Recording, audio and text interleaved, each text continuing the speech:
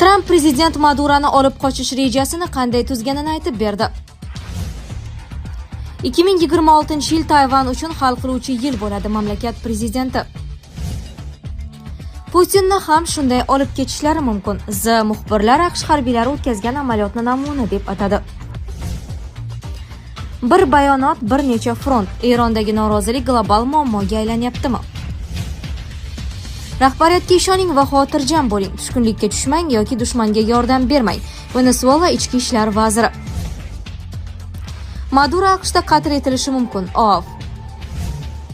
Italiyaning chekka qishloqlaridan birida 30 yillik tanaffusdan so'ng ilk bor chaqaloq ovozi yangradi.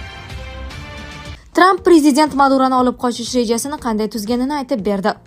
AQSh prezidenti Donald Tramp Venesuela prezidenti Nikolas Maduroni qo'lga olish bo'yicha operatsiyani bir haftadan ko'proq vaqt oldin, Rojdestvodan oldin 25-dekabr kuni ma'qullagan. Bu haqda NBC News telekanali o'z manbalariga tayanib xabar berdi.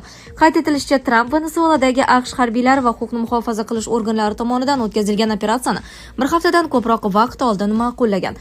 Reja Rojdestvodan oldin tasdiqlangan va haftadan operatsiyaning aniq vaqti o'shandan beri deyarli soatbay muhokama qilingan, deyiladi telekanal efirida.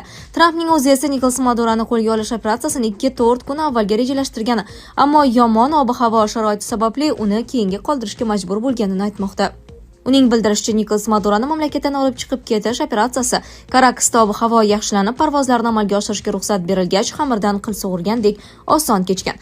Tramp Venesueladagi operatsiyani Florida shtatining West Palm Beach yaqinidagi Mar-a-Lago qarorgohidan kuzatib borganini aytdi. Bizda xona bor edi va biz har bir jihatni kuzatib bordik.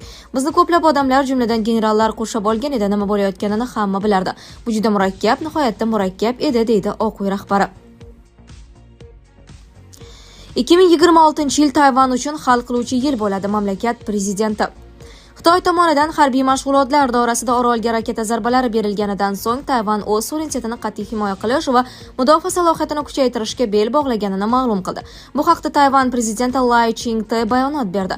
Prezident yangi yil tabrigida xalqaro hamjamiyat Tayvan xalqining o'zini himoya qilishga qanchalik qat'iy ekanini kuzatayotganini ta'kidlagan. Prezident sifatida mening pozitsiyam har doim aniq bo'lgan. Milliy suverenitetni qat'iy himoya qilish va milliy mudofaani mustahkamlash, dedi u. Uning so'zlariga ko'ra, Xitoy bu hafta o'tkazgan harbiy mashg'ulotlari davomida Tayvanning yaqinda kuchaytirilgan jangovar salohiyatini faraziy raqib sifatida sinovdan o'tkazgan. Tayvan prezidenti bu holat mudofaa xaridlarini oshirish zaruratini yana bir bor ko'rsatganini ta'kidladi va muxolifat partiyalarini mamlakat mudofaa xarajatlarini $40 million ga oshirish rejasini qo'llab-quvvatlashga chaqirdi.